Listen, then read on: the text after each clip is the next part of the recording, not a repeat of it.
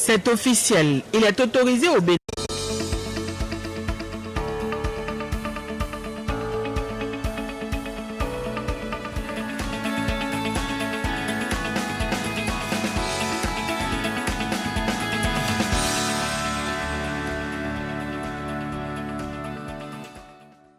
Samedi 26 novembre 2022, bienvenue si vous nous rejoignez sur le canal 3 Bénin. Voici le sommaire de ce journal. Dans les titres de l'actualité ce soir, lancement officiel de la campagne de sensibilisation de commercialisation de soja à Bantais. Divers acteurs de la chaîne de production et de commercialisation se sont retrouvés dans la ville. À l'occasion, le prix plancher du kilogramme cette année est fixé à 190 francs CFA. À suivre également une affaire domaniale qui oppose tout un quartier de Boïcon à l'arrière-petit-fils d'un propriétaire terrien. La situation dure depuis quelques mois et prend chaque jour de l'ampleur.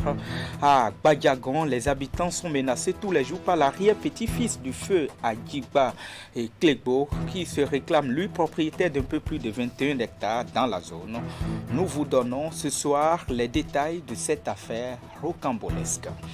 En fin d'édition, on parlera de la 4e édition du Salon national du livre. Après 2 années de pause, l'événement littéraire majeur du Bénin reprend avec des innovations.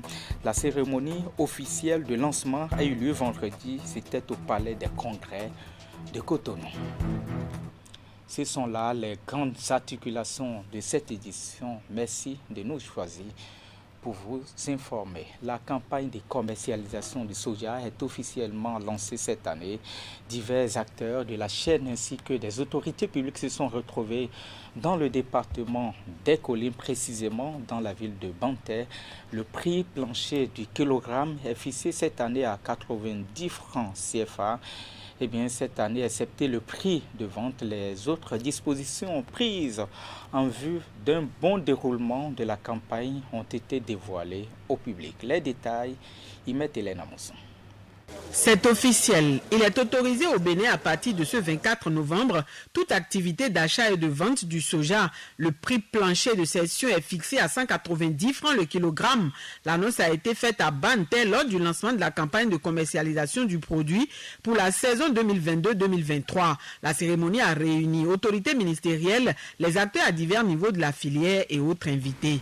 L'intérêt de la cérémonie de ce jour n'est plus à démontrer au regard de la tendance que donne le soja sur le marché des cultures de rente. À l'instar du coton, du cajou et du karité, le soja fait désormais partie des produits prioritaires, que dis-je, l'une des filières phares dont le gouvernement a décidé de faire la promotion à travers l'augmentation de la productivité, l'accompagnement des chaînes de valeur et l'amélioration des circuits de distribution et ses dérivés multiples.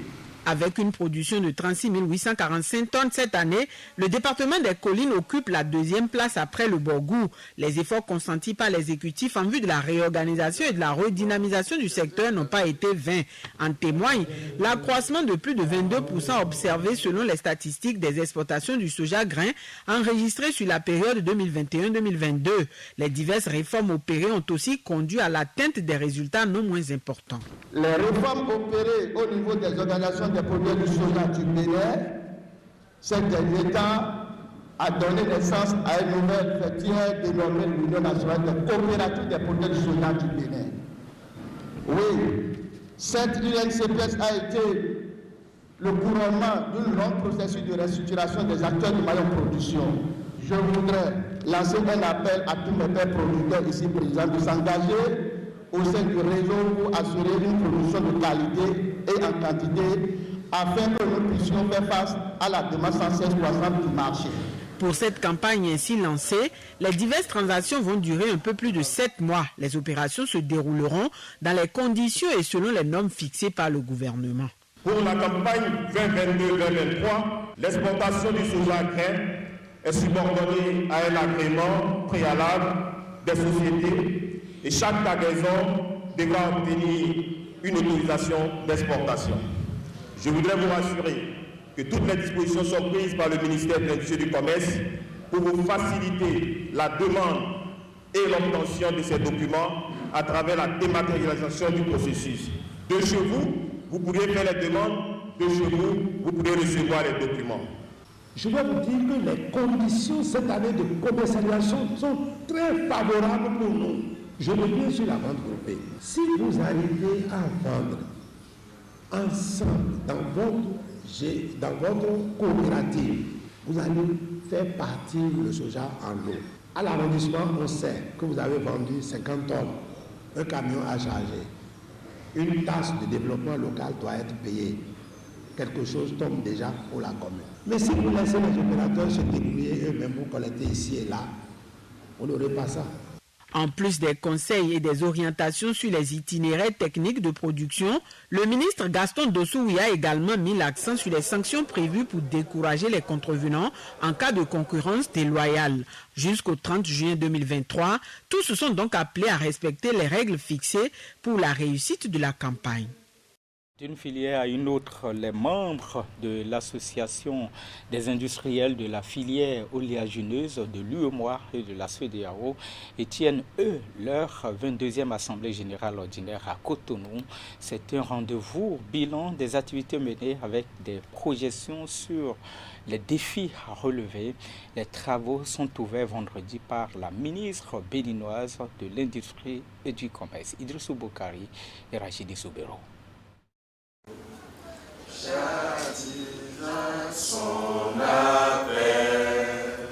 Exécution de l'hymne national pour lancer officiellement les travaux de la 22e Assemblée générale ordinaire de l'Association des industriels de la filière oléagineuse de l'UEMOA et de la CEDEAO.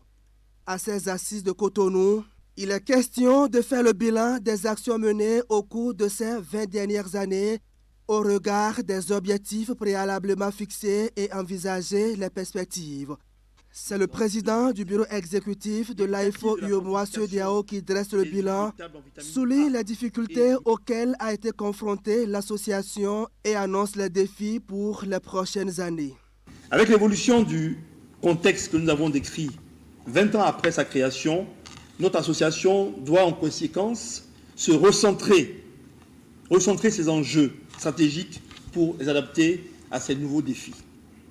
En effet, l'AIFO doit dès à présent s'associer, en plus des stratégies régionales, aux stratégies continentales, telles que l'intégration économique du continent africain, découlant de l'accord adopté par l'Union africaine et créant la zone de libre-échange continentale africaine, appelée ZLECAf, qui vise à instaurer un marché unique avec la libre circulation des personnes, des biens et des capitaux. Les défis sont donc nombreux et il va falloir renforcer la synergie d'action pour les relever. L'AIFO UEMOA CEDEAO a pour, entre autres missions, d'étudier et résoudre en commun les problèmes relatifs à la production, la transformation, la commercialisation, l'exportation des produits oléagineux résultant de leurs activités. Le Bénin, dans sa politique agricole comme celle commerciale, joue sa partition pour permettre à l'association d'atteindre ses objectifs. Nous traversons notre 3e année de crise, après 2 années de Covid et presque une année de guerre.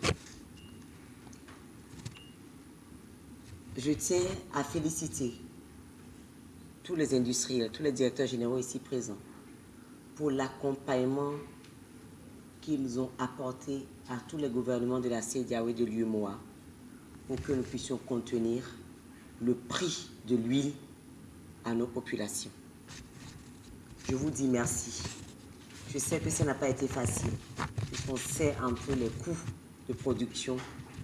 Je ne peux pas taire cet accompagnement que vous avez apporté. Et je sais que vous avez déjà eu les témoignages de nos présidents de la République sur ce soutien pour juguler le prix et surtout la cherté de la vie. L'Association des industriels de la filière oléagineuse UEMOA CEDEAO est une organisation interprofessionnelle à caractère international mise en place depuis juillet 2000 à Abidjan, en Côte d'Ivoire. Sa vocation première est de préserver la santé et le bien-être des populations des États membres de l'UEMOA et de la CEDEAO tout en apportant sa contribution à la réduction de la pauvreté dans l'espace communautaire.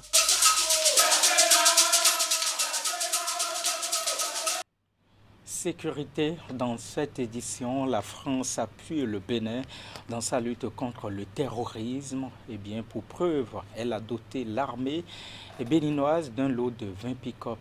Les matériels roulants ont été réceptionnés dans la matinée de vendredi hier, donc à l'état-major général de l'armée béninoise. Ingrid et Henri Ganti nous en parlent.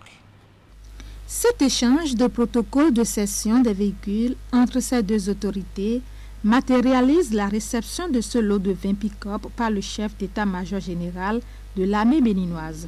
Par ce don, la France entend accompagner le Bénin dans sa lutte contre le terrorisme qui touche le Nord Bénin depuis plusieurs mois. La France et le Bénin sont en effet ensemble dans la lutte contre le terrorisme. La menace djihadiste est de plus en plus prégnante dans la région en général. Elle se traduit par des attaques, des morts, des populations meurtries et apeurées et des exactions. Nos présidents respectifs se sont entendus. Nous avons la volonté de lutter contre un ennemi commun.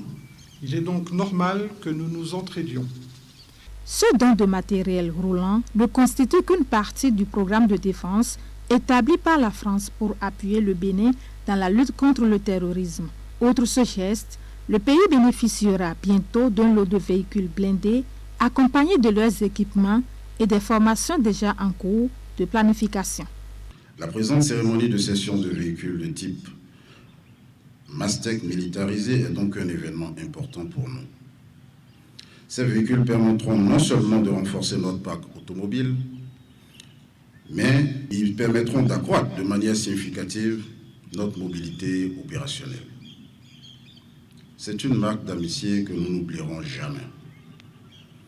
C'est ici donc le lieu de souligner la vitalité de la coopération entre la France et le Bénin, notamment sur le plan militaire. Et c'est aussi celui de vous dire que les forces armées béninoises, dont j'ai le commandement, sauront apprécier ce coup de pouce opérationnel qu'elles reçoivent d'un partenaire de longue date. Cette remise de matériel roulant aux forces armées béninoises vient mettre une fois encore en lumière le partenariat de défense et de sécurité entre le Bénin et la France. Et dans mes titres, je vous le disais, je vous parlais de cette affaire rocambolesque. Il s'agit en réalité d'une affaire domaniale qui oppose tout un quartier de Boïcon à l'arrière-petit-fils d'un propriétaire terrien. La situation dure plusieurs mois déjà et prend chaque jour de l'ampleur. À Gbadiagon, les habitants sont menacés et tous les jours par l'arrière-petit-fils du feu, Adjikpe Klebo, lui qui se réclame propriétaire d'un peu plus de 21 hectares dans une zone de la ville de Boïcon. Cette histoire trouble la quiétude des populations qui sont au quotidien victimes des tentatives d'expropriation ainsi que de vente anarchique du domaine acquis par d'autres citoyens. Voici les détails avec Ilette et Pemamonson. L'histoire dure depuis plusieurs mois. Elle oppose de nombreux habitants du quartier à Gbadiagon à un arrière-petit-fils du sieur Adjikpe Klebo pour cause d'un litige domanial entre lui et les défunts Roussonlo et Guédémin. Ce dernier réclame être propriétaire d'un peu plus de 21 hectares dans la zone. Feu Adjikpe a vendu des terres ici au feu Roussonlo et Guédémé. Aujourd'hui, son arrière-petit-fils, Achille, réclame tous les domaines vendus par son arrière-grand-père dans la zone. Il estime avoir une décision de justice qui lui aurait restitué les terres. Et sans nous avertir, il a commencé par casser les maisons.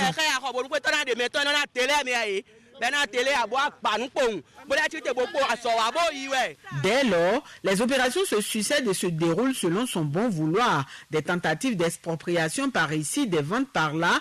Rien n'est de trop pour chasser les habitants des terres qu'il considère lui appartenant. Les manœuvres sont souvent l'occasion pour les nouveaux acquéreurs et leurs émissaires de faire violence sur les gens et d'emporter parfois leurs biens ou même de l'argent. Mon carré de Nimayon là ici boho. Toi ton en 1954. Bon il mairie. Bon il vérifie bi. Moi, j'ai acheté un terrain chez les Nimagnon, mais avant, j'ai été vérifié à la mairie si tout était en ordre. Seulement un jour, j'étais chez moi quand des inconnus sont venus tout casser.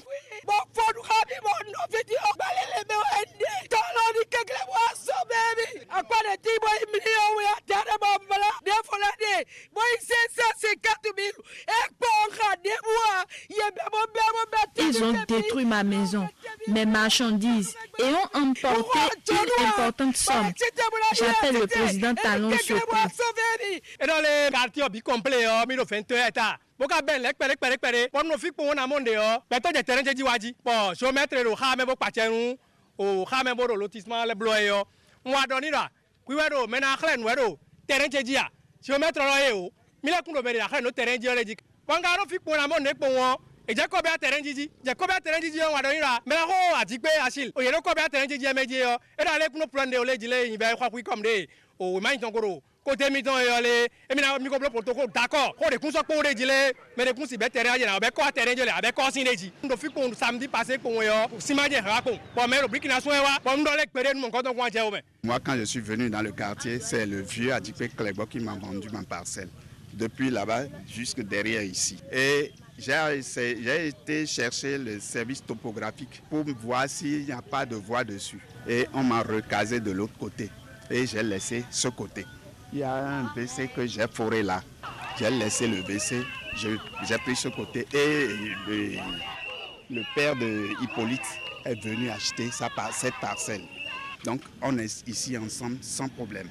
Maintenant aujourd'hui, on vient dire que la parcelle là est vendue et qu'on va installer quelqu'un que nous n'avons jamais vu d'ailleurs, puisque nous avons demandé à le rencontrer, il n'est pas venu.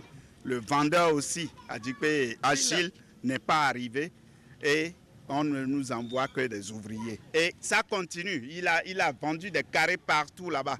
Il a vendu des terrains libres, tout ce qu'il trouve de libre dans le quartier, il le vend. Maintenant, nous, on n'a pas acheté chez Guédéma, on n'a pas acheté chez Ounson. Nous, on ne comprend pas aujourd'hui pourquoi cette décision qui veut qu'ils prennent tout le quartier et qu'ils revendent tous les terrains libres et pour venir maintenant aux maisons déjà bâties. Et il a promis qu'il reviendrait pour les maisons bâties.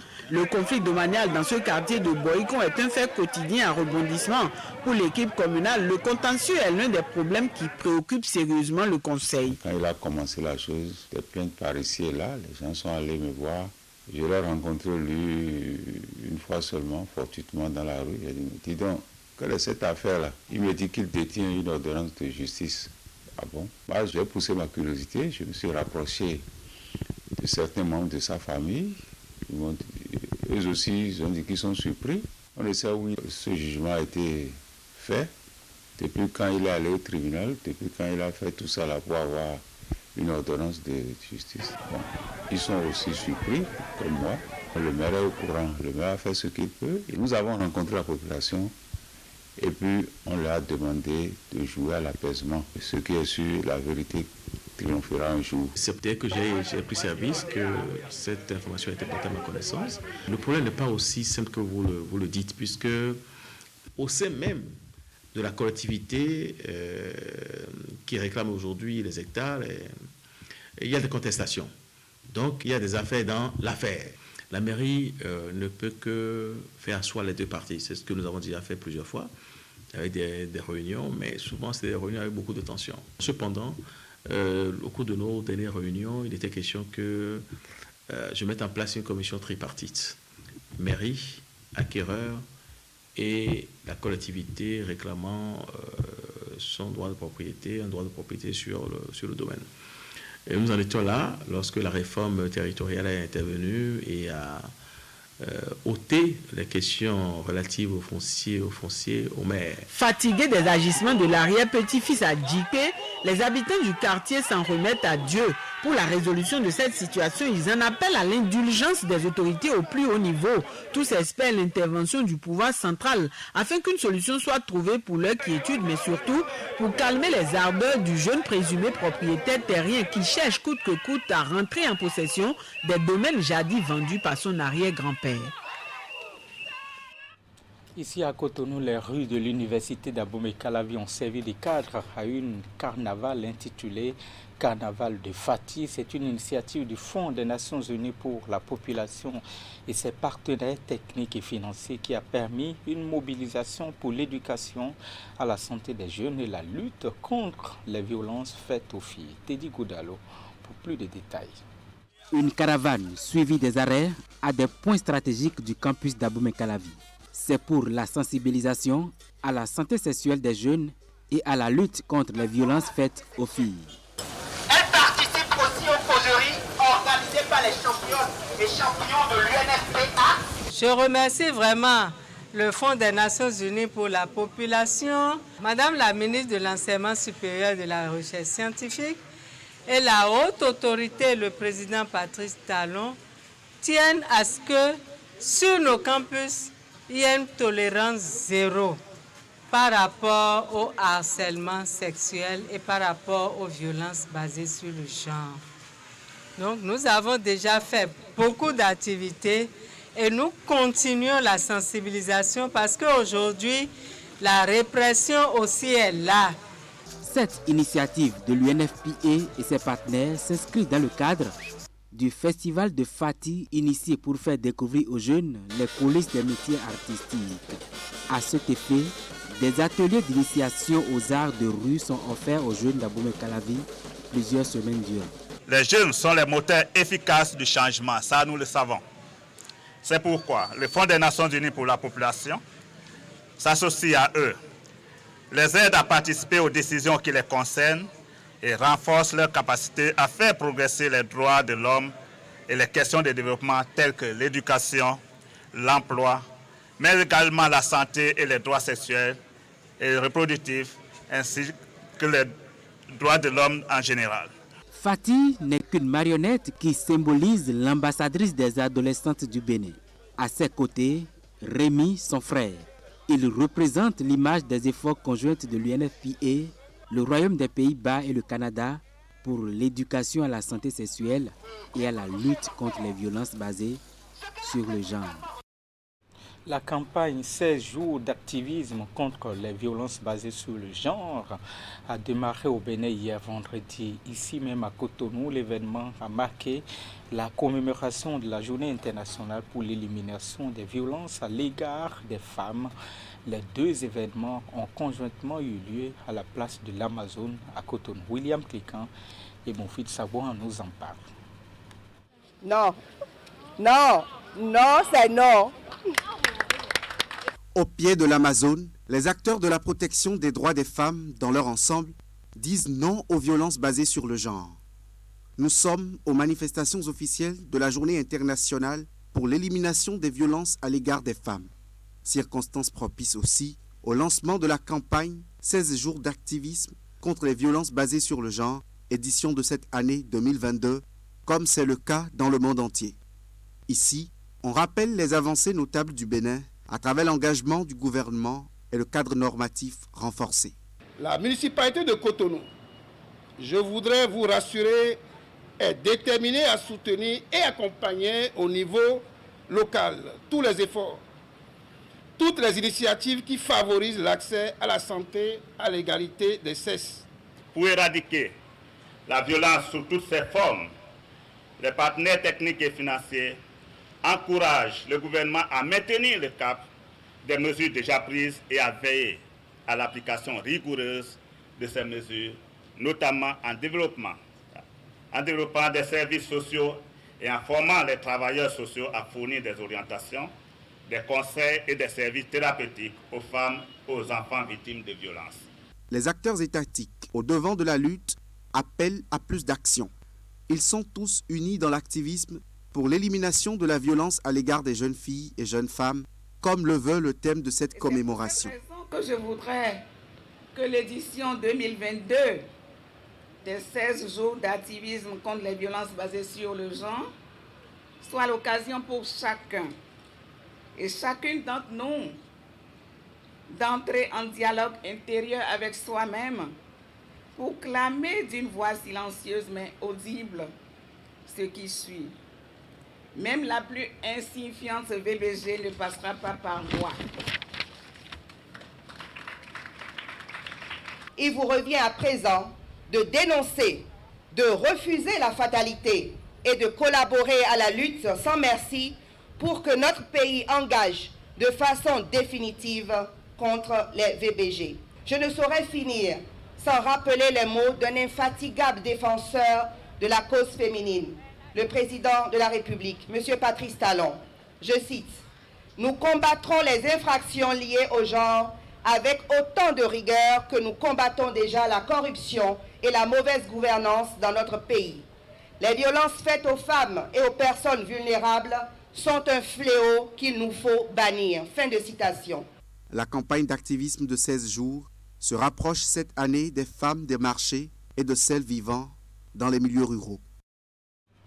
Eh bien, cette deuxième réunion ordinaire avec les partenaires techniques et financiers du ministère de la Santé, cette concertation se tient quelques semaines après l'installation officielle par le chef de l'État de l'autorité de régulation du secteur de la santé au lendemain de l'examen par le Parlement, l'Assemblée nationale, donc du budget du ministère de la Santé qui s'élève à près de 126 milliards de francs CFA pour les comptes de l'exercice budgétaire de 2023. La réunion a pour objectif d'apprécier le chemin parcouru et de voir les actions ajustées pour le développement du secteur de la santé au Bénin. William Sanusi et Elvis Donoukouen.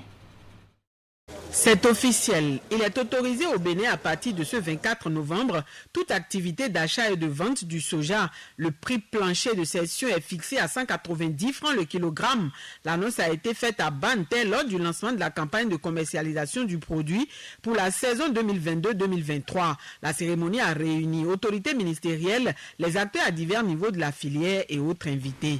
L'intérêt de la cérémonie de ce jour n'est plus à démontrer au regard de la tendance que donne le soja sur le marché des cultures de rente. À l'instar du coton, du cajou et du karité, le soja fait désormais partie des produits prioritaires, que dis-je, l'une des filières phares dont le gouvernement a décidé de faire la promotion à travers l'augmentation de la productivité, l'accompagnement des chaînes de valeur et l'amélioration des circuits de distribution et ses dérivés multiples. Avec une production de 36 845 tonnes cette année, le département des Collines occupe la deuxième place après le Borgou. Les efforts consentis par l'exécutif en vue de la réorganisation et de la redynamisation du secteur n'ont pas été vains. En témoigne l'accroissement de plus de 22% observé selon les statistiques des exportations du soja grain enregistrées sur la période 2021-2022. Les diverses réformes opérées ont aussi conduit à l'atteinte des résultats non moins importants. Les réformes opérées au niveau des organisations des produits du soja du Bénin, ces derniers temps, a donné naissance à une nouvelle fêtière dénommée l'Union nationale des coopératives des produits du soja du Bénin. Oui, cette UNCPS a été le couronnement d'un long processus de restructuration des acteurs du maillon production. Je voudrais lancer un appel à tous mes pères producteurs ici présents de s'engager au sein du réseau pour assurer une production de qualité et en quantité afin que nous puissions faire face à la demande sans cesse croissante du marché. Pour cette campagne ainsi lancée, les diverses transactions vont durer un peu plus de 7 mois. Les opérations se dérouleront dans les conditions et selon les normes fixées par le gouvernement. Pour la campagne 2022-2023, l'exportation du soja grain est subordonnée à un agrément préalable des sociétés et chaque cargaison devra obtenir une autorisation d'exportation. Je voudrais vous rassurer que toutes les dispositions sont prises par le ministère de l'Industrie et du Commerce pour vous faciliter la demande et l'obtention de ces documents à travers la dématérialisation du processus. De chez vous, vous pourrez faire les demandes, de chez vous, vous pourrez recevoir les documents. Je vais vous dire que les conditions cette année de commercialisation sont très favorables pour nous. Je reviens sur la vente groupée. Si vous arrivez à vendre ensemble dans votre coopérative, vous allez faire partir le soja en lot. À l'arrondissement, on sait que vous avez vendu 50 tonnes, un camion à charger. Une taxe de développement local doit être payée. Quelque chose tombe déjà pour la commune. Mais si vous laissez les opérateurs se débrouiller eux-mêmes pour collecter ici et là, on n'aurait pas ça. En plus des conseils et des orientations sur les itinéraires techniques de production, le ministre Gaston Dossoui a également mis l'accent sur les sanctions prévues pour décourager les contrevenants en cas de concurrence déloyale. Jusqu'au 30 juin 2023, tous se sont donc appelés à respecter les règles fixées pour la réussite de la campagne. C'était plutôt le lancement de la campagne de soja pour le compte de 2022-2023 que vous avez suivi à nouveau. On parle maintenant de cette activité de Kanka Bénin à Bomé-Calavi qui abrite le congrès de EC régional, un congrès qui se déroule autour du thème principal des clés spirituelles pour une vie plus heureuse. C'est du vendredi au 25 au dimanche 27 novembre 2022. Eh bien, les fidèles, ils sont attendus nombreux. Asiangbo Kanya Asiangbo et Elvis Donokoin. Les fidèles des Kanka retrouvent la joie à travers ce congrès EC régional de l'aventure de l'âme qui se tient du 25 au 27 novembre à Bomé-Calavi. Après 3 ans d'interruption due à la pandémie de Covid-19, il était donc temps de reprendre la voie de la liberté spirituelle ici au Palais de la Gratitude. Les congressistes sont appelés à partager leur compréhension sur le thème des clés spirituelles pour une vie plus heureuse. Nous sommes des enfants de Dieu. Chacun de nous est âme. Nous sommes des étincelles divines. Et ce que nous sommes venus apprendre ici, c'est tout simplement apprendre à recevoir et à donner de l'amour autour de nous. En tant qu'enfants de Dieu, nous avons la capacité de faire face à n'importe quelle situation. Parce que nous sommes issus de la même étoffe que l'Esprit Saint, que la lumière et le son, que le EC, que nous appelons le EC, l'Esprit Saint. Nous avons en nous cette capacité innée de pouvoir faire face à tout ce qui peut être considéré comme défi. Déjà le vendredi, les fidèles ont été entretenus sur le sous-thème « L'âme existe parce que Dieu l'aime ». Des sous-thèmes tout aussi inspirants ont été débattus lors des séries d'ateliers de table ronde ainsi que des exercices spirituels EC pendant la journée du samedi. Les attentes de ce congrès EC régional de l'aventure de l'âme 2022 sont précises. Partager des clés spirituelles pour une vie plus heureuse. Les attentes de ce congrès, c'est de permettre quand même aux populations, au public de pouvoir profiter des bienfaits de Dieu. Les bienfaits de Dieu, c'est partout, que ce soit à la maison, en ville et partout ailleurs. Mais c'est qu'il faut avoir certaines dispositions naturelles et pouvoir respecter et scrupuleusement ce que les lois de la vie nous édictent. Sur tous les visages se lit la joie des retrouvailles après 36 mois de pause. Le sentiment qui m'anime aujourd'hui, c'est une joie, c'est une grande joie. Ça a été possible grâce à l'intervention du EC, c'est-à-dire l'Esprit Saint. Ce matin, le congrès n'a pas encore bien démarré, mais j'ai vu l'affluence qu'il y avait autour de la table des matériels EC. Ces matériels qui sont des matériels, lorsque vous les avez, vous êtes content de les avoir. C'est des livres EC qui contiennent les informations, les enseignements sur la lumière et le son de Dieu. Vous avez des t-shirts, des casquettes, des chansons, tout ce qu'il faut pour vous permettre d'être en contact permanent avec la lumière et le son. Dimanche, le congrès connaîtra son épilogue, un office EC de la lumière et du son, activité majeure ouverte au public, sera dit dans la matinée sur le thème « Dieu réside au cœur de toute épreuve ». Une causerie sur le coup de pouce du Mahanta au quotidien permettra de comprendre qu'une des ressources disponibles consiste à faire appel au Mahanta le maître intérieur qui est toujours prêt à aider toutes les âmes à triompher des difficultés. Et pour boucler, je vous le disais dans mes titres, il se tient à Cotonou depuis jeudi la 4e édition du Salon national du livre. Après 2 ans de pause, l'événement littéraire majeur de Bénin reprend avec des innovations aussi importantes. La cérémonie officielle de lancement a eu lieu vendredi au Palais des Congrès de Cotonou. Ali Moumouni et Moufid Sabo. Femmes et engagement dans la création littéraire en Afrique francophone. Tel est le thème de la 4e édition du Salon national du livre. Après 2 années de suspension due à la crise sanitaire mondiale, le salon s'ouvre à nouveau avec un programme plus alléchant qui priorise l'interactivité avec le public. Le Salon national du livre que nous célébrons ce jour est un moment de réjouissance, de rendez-vous culturel et économique sur l'avenir du livre au Bénin. C'est aussi un espace de découverte, de rencontres et de partage d'expériences entre professionnels, lecteurs et amoureux du livre. Comme l'indique le thème, le Salon national du livre met en valeur la bravoure, le courage et la détermination de la femme africaine. Et pour permettre au public non seulement de découvrir ces qualités dont il est question, mais aussi de rencontrer celles que l'on peut citer en exemple, 3 écrivaines de renom sont les invités spéciales de cette édition. Il s'agit de Ken Bougoul du Sénégal, Germaine Kouméalo Anator du Togo et Sophie Adonan du Bénin. En répondant à notre invitation, ils font de ce rendez-vous des moments de partage avec le livre qui, pendant ces 4 jours, en devient l'objet phare. À travers les cafés littéraires, les tables rondes et les débats, ces auteurs nous feront connaître leurs ouvrages en même temps qu'ils nous feront voyager dans leur univers. Le chemin du développement de l'industrie du livre au Bénin est encore long, mais de son côté, le gouvernement s'attelle déjà avec des actions assez signifiantes auprès des acteurs.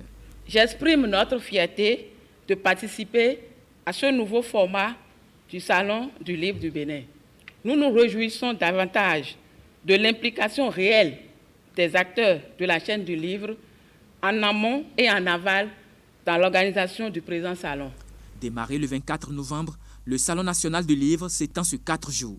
Des stands sont érigés sur l'esplanade du Palais des Congrès et au centre communautaire EIA pour accueillir le public. Mesdames, Messieurs, c'est la fin de ce journal. Merci de votre aimable attention. Restez connectés sur les programmes de Canal 3 Bénin. À demain, 19h30.